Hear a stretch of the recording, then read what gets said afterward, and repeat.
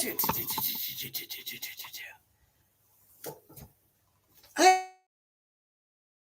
you for joining. Good morning. It's a beautiful day here in Houston, Texas. My name is Helen Ferguson. I'm a retired dog trainer and behaviorist with over 20 years experience. I've trained over 5,000 dogs. So let's get started. Today we are talking about how to get your dogs to be calm. So last week we discussed the difference between impulse control and settling. So let's talk about the word settling first. Settling can be a position. When I use settle as a position, as a cue for a position, it is the dog is laying down on his side, elbow underneath him, so that he's just relaxed, in a relaxed position. If they're in the kind of Sphinx position when they're laying down, then they can get up quickly and run. So that's the position. But what we're talking about here is how to get your dog to be calm, not necessarily to be in a specific position, but to be calm. So let's see. So impulse control, which was also discussed last week, is not settling. It is not being calm. Dogs can be super excited. As a matter of fact, when I do agility, my dog is at the weight line. Impulse control is you're not moving until I give you that first command. But I don't want my dog to be relaxed. I want my dog to be ready to spring out and go all out. So if you're doing impulse control exercises with treats, with tugs, with flirt poles, you're not really teaching your dog to be calm. And that's what we're talking about today, how to be calm. All right, so the behavior concept for this is we want to reward the behaviors that we want. Sometimes people inadvertently reward wild and crazy behavior. They don't mean to, but the things that they do when their dog is being wild and crazy and very energetic often rewards the dog for that behavior and increases that behavior. So anything that you do to create a lot of energy, whether it's moving around a lot, being loud, talking, giving repeated commands, if your dog jumps up on you, pushing your dog away, which is a wonderful invitation to play. If you ever want a crazy wild dog, go ahead and push him on his hips, and he's going to turn around and he's probably going to run after you. If he jumps up on you and you push him away, it's the same thing. They're like, yeah, okay, so we're playing this game now. So you have to be careful what you reward. And most people, when their dogs are crazy, will start doing things like, stop it, no, down. I said down, get down, down. That's a good dog, no, down. All right, so we have all these things going on. There goes my Frenchie. I don't know if you can hear him, but he's hearing me say these wild and crazy things. It got him excited, and he's in a crate in another room. So, and he usually is very silent in his crate, but we had all that fun stuff going on. I need to tell him to be quiet. No, he'll calm down in a minute. All right. So, so the rewards are often hidden when the dog is being wild and crazy. So we need to start rewarding calm behavior. That's the secret to getting calm behavior, is rewarding calm behavior. So we're not giving commands. We are not calling the dog's name. We are not saying no. We're going to start by staying quiet and still. If you want things to be quiet and still, it starts with you. You're the one in charge of this whole thing. You have the opposable thumb that holds the leash, opens up the crate door, etc. You have the higher brain power, and you have invited this animal to join your world. So you have to set the mood, and you have to calm down and stop. So, one of the things that I do, even if it's in the house and my dog is wild and crazy, is I put a leash on the dog. That gives you a whole lot of control. Now, I've talked about this before, and I'll talk about it again, because the short leash is your friend. You don't want a dog at the end of a long leash because they're going to hop all over the place. They have 6 feet that direction, 6 feet that direction. That's 12 feet that they can run back and forth.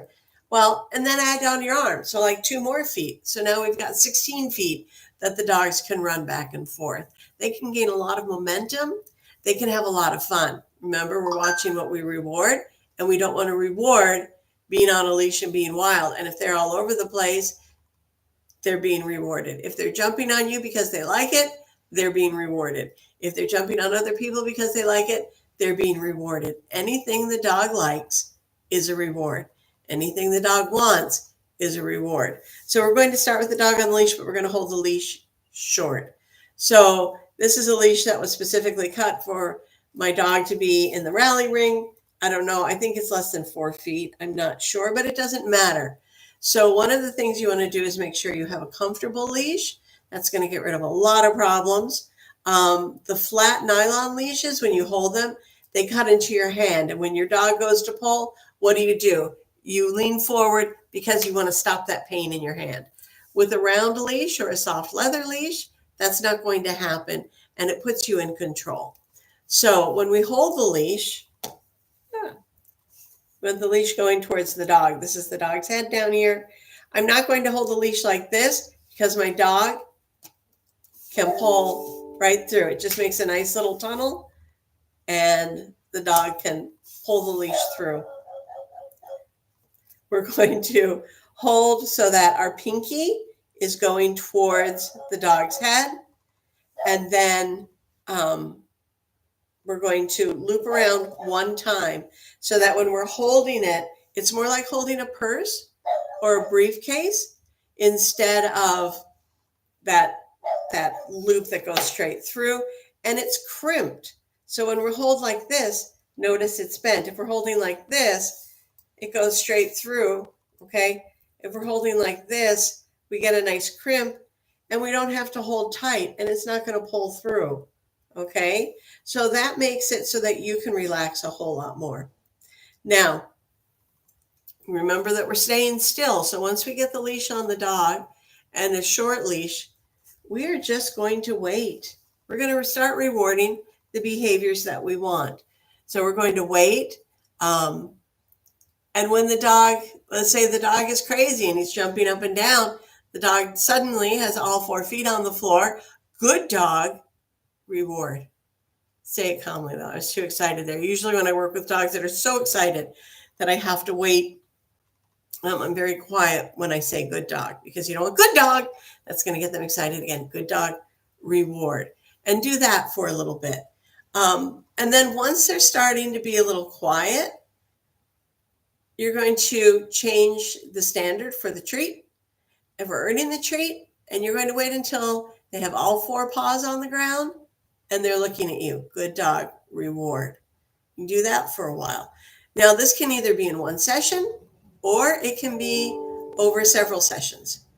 So, so the next thing is you might want to sit. So you're holding that short leash, got a treat in your hand. The dog now knows that if he's got all 4 feet on the floor and he looks at you, he gets a treat. But now you're just going to wait for that rear end to hit the floor. Good dog. And you're going to start rewarding those sits. And you can take it even further. If you want your dog to lie down, after they get used to receiving the treat when they're sitting, you're going to wait until the dog lies down. And then you're going to reward. Good dog. So how does the dog know what you want? The dog doesn't really know what you want until you start rewarding him. But basically, the dog is looking at you, thinking about it. That's where his focus is. And he's going to start doing things like sit, lie down, and then you're going to be able to reward him. Some dogs go through the process very quickly. Some dogs take several weeks. I had one dog, we called him Casper, the untrainable dog. No, Casper, the best trained untrainable dog. I got him as a rescue. He was a white pit bull mix. He was staying at a kennel that was near my dog training facility, and I could only work with him once a week. And I would go down there and I would do the short leash thing, and literally like my arm was going like this because I don't hold tight. I let my arm go. So my arm like was going like this as he bounced around. for 20 minutes. It took like 20 minutes. And then he finally stopped for a second. Good dog, and I rewarded. And after about 6 weeks of doing this every week, I thought, I think I finally met an untrainable dog. Like, I don't think he's ever going to get it. But then the next week, he almost immediately stopped, and we started working. Excuse me. And we were eventually able to, over a couple of months, get to the point where we could take him nicely to adoption events so he could find a home. And he did find a home with a client, or with the person that became my client, and came regularly for almost a year. And this dog learned so much. He was such a good dog. But we started with that calming exercise. It took him 6 weeks to show improvement. Usually I see improvement in the first session. And when we're all done with this, I'll share my favorite story about calming a dog down. But right now, let's talk some more about this. So you can take it so far as to require the dog to put their head on the floor, whatever, but you're not asking for that behavior. Oh, it can even be a settled position. I had a Sheltie mix who was very easily aroused, and he was aware of everything. And for him to be settled, his ears had to be forward. If his ears moved back, it wasn't as settled because he was listening for things. So you can take it as far as you want it. And you can do this. You can do it in your house. That's a good place to start. You can take it to the front yard, the backyard, different rooms in the house. While you have people over, you can take it to the park. But remember, every time you increase the distraction, you have to kind of decrease your standard. So if you're in the house and your dog quickly settles, then when you go to the park and your standard is lying down and looking at you, when you go to the park, you may start all over again with just 4 feet on the ground. So now when you're at home, there are other things that you can do. And I love to do this with puppies. And it's basically the same exercise, but off leash. And I have the treat in my hand, and I put my hand on my knee as I sit there and wait for the puppy to give me the behaviors that I want. Again, going through the same stages. All 4 feet on the floor, looking at me, sitting, downing, all of that. So that the dog just gets used to when you're sitting on the couch. Eventually, the behavior that he's learned is to lie at your feet and pay attention to you. So, and that's a good one to use to work when you have people come over. If your dog gets especially excited when people come over, then have the dog, you can have a dog on the leash, depending on how wild and crazy your dog's being. And you work that behavior when you have people over. So even when people come over, the behavior learned is to lie at my feet. All right, let's talk about kind of pre-excited behaviors. This came up in a training list that I'm on. Somebody was saying that when they go to walk their dog, as soon as they grab the leash, the dog starts to scream. If you've ever heard a dog scream, you know what I'm talking about. A lot of people have them, but they get so excited, their barking is becomes like a scream. And as they go to put the leash on again, more screaming. They go and open the door, more screaming. They step outside, more screaming. This dog is so excited. And your dog doesn't have to be quite that excited in order for you to work this process. But, if your dog is that excited, it works. I once had a rescue dog that screamed every time I went to go feed her. And this was the behavior. This was the training that I did with her. So basically, you're going to require good behavior. And that's another behavior concept. You're just going to require good behavior before you go further. So if you grab the leash and your dog starts to scream and you keep going, you have inadvertently started rewarding that screaming. I grab the leash, she screams, and then eventually we go for a walk. How awesome is that, right? Dogs aren't bad on purpose. They're just always doing what they've learned to do. Always. So with this, they've learned that when they see that leash, they can get excited and they can scream. And of course, our behaviors often determine what follows. So, people have said, so if you're not feeling it, just go ahead and smile anyway, and you'll start feeling better.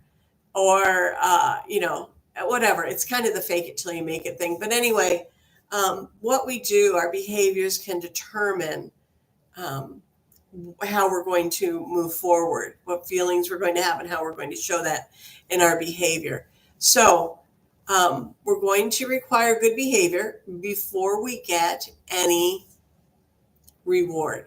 If your dog loves to go outside so much that they're screaming, then the screaming needs to do just the opposite. So you go to pick up that leash, your dog starts to scream.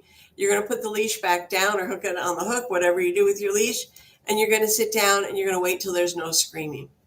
You're going to get up again, pick up that leash, screaming, and you might want to start this on a Saturday. Well, don't start it first thing in the morning because they'll have to pee a whole lot. Do it at a time when you know that they've peed recently and you've got some time to wait, depending on the dog, just like the other calming exercises. One session could be all it takes to teach the dog what you want, or it may take several sessions. So you pick up the leash, dog starts to scream, you put it down. You pick up the leash, dog starts to scream, you put it down. You pick up the leash and the dog kind of looks at you like, what the heck? Yay, good dog, reward. And then you go to put the leash on. And if the dog is being crazy wild, you're just going to stop and stand there with the leash. At this point, we're not going to go back to putting the leash up. We've done that step. So step 1, we have the leash without screaming. Now step 2 is we're going to wait until the dog is calm to put the leash on. So you're going to stand there. And when the dog is calm, you're going to reach forward for that collar. And if the dog starts to get crazy again, even before a scream, you're just going to stand up. Don't look at the dog. Don't give commands. Don't correct. Don't reprimand. Just stand there. When the dog is calm, you're going to reach for that collar again. Once the dog is calm, you're going to snap the collar on. Although I have to tell you, I use British slip leads, and I like to teach a leash command, which is a lot of fun, but that's a whole nother story. Most of you are probably using collars. Some of you are probably using harnesses. If you're using harnesses, same thing applies, except you're going to have to put the harness on. I would suggest the leash be on the harness before you put it on, so you remove one of those steps. And then once the leash is on the collar, you're going to do that little calming exercise. You're just going to stand there. You're going to reward the dog for not being crazy, because that's what you want. You don't want a wild and crazy dog. So you're going to stand there in total control, short leash on the dog, until the dog is ready to move forward. As you walk towards the door, if you're keeping the short leash, if your dog starts to be crazy, you're just going to stop. You're going to wait until you get that calm behavior you want. Let's go. Now we don't have to treat through all of this, because moving towards the door, getting closer to the walk is in and of itself a reward. When you finally get to the door, you're going to stand there for a minute. Make sure the dog is calm. When you go to open the door, don't actually expect to open it all the way. If your dog is crazy and used to, wild crazy, I'm not thinking crazy, just wild crazy. And your dog is used to just like zooming out that door with all the energy they have, you are going to have to close it again. So as you turn that doorknob and open it, if your dog gets crazy, you're just going to close it again and stand there. Now, this is a long process sometimes, but it works. And it's doing exactly what you want to do. You're rewarding that good behavior. And when you think about, like, if you have an 18-month-old dog and you've been rewarding that wild behavior for 18 months, taking an hour to get from the start of the walk to when you're out the door is nothing.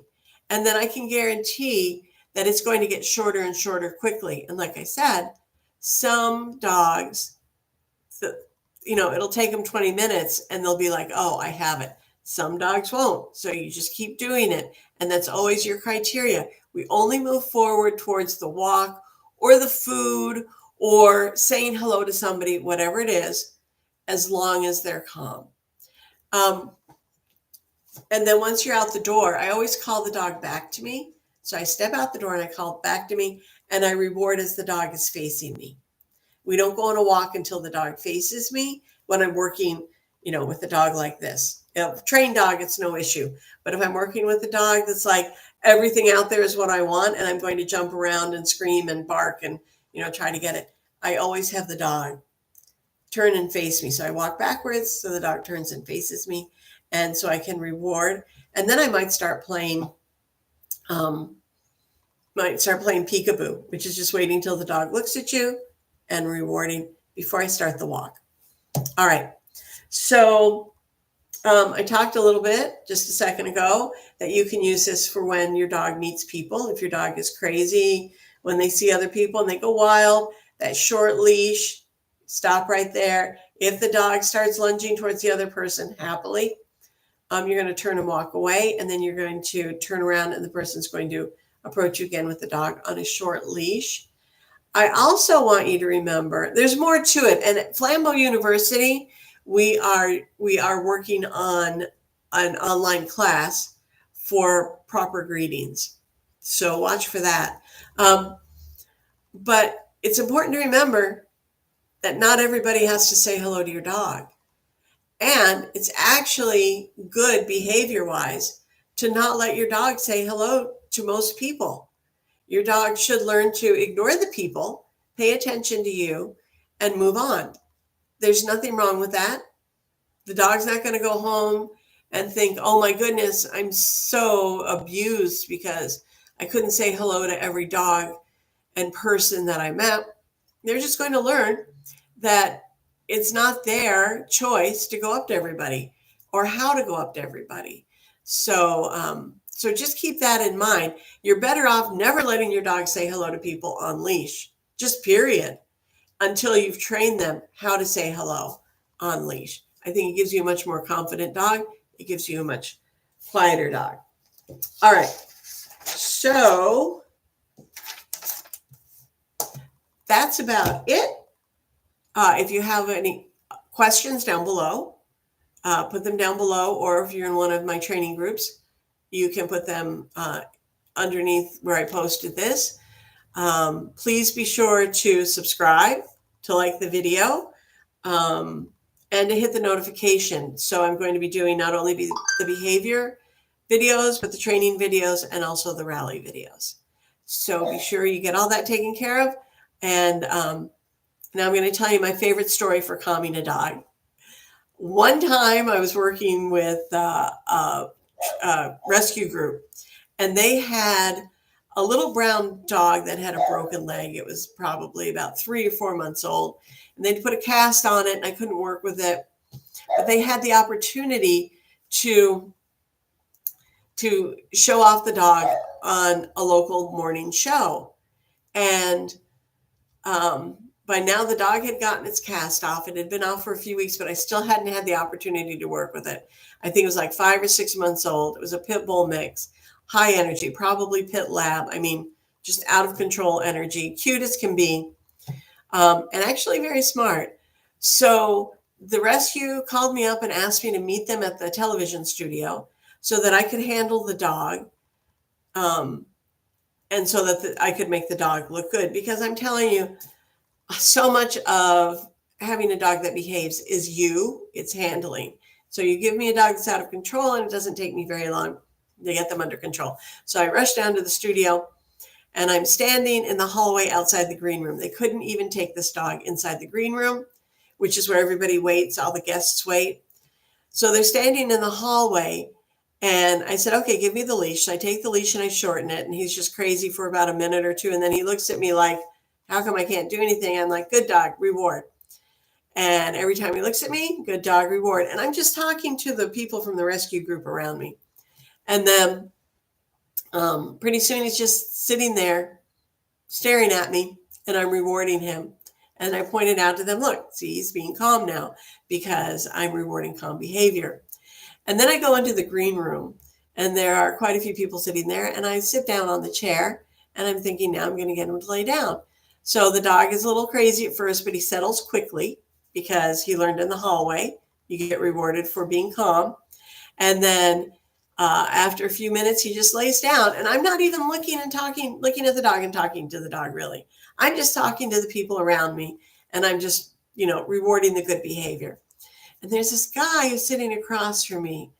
And he's like, yeah, I don't think you're really a trainer because, like, I could give a dog a bunch of treats and they would be calm too. And I said, well, actually, you need to know when to give them treats. I said, I've run into a lot of dogs that I've ended up working with who were overly excited because they were giving treats when they were overly excited. He goes, now, if you've got a treat in your hand, the dog's okay. And I'm thinking, what a jerk. So I'm sitting there and this guy is being like very jerky to me. Anyway, then the PA comes in and says, we need the men who are here for the segment on men who are jerks. And this guy gets up and goes with her. And I was like, oh, this guy was actually proud of being a jerk.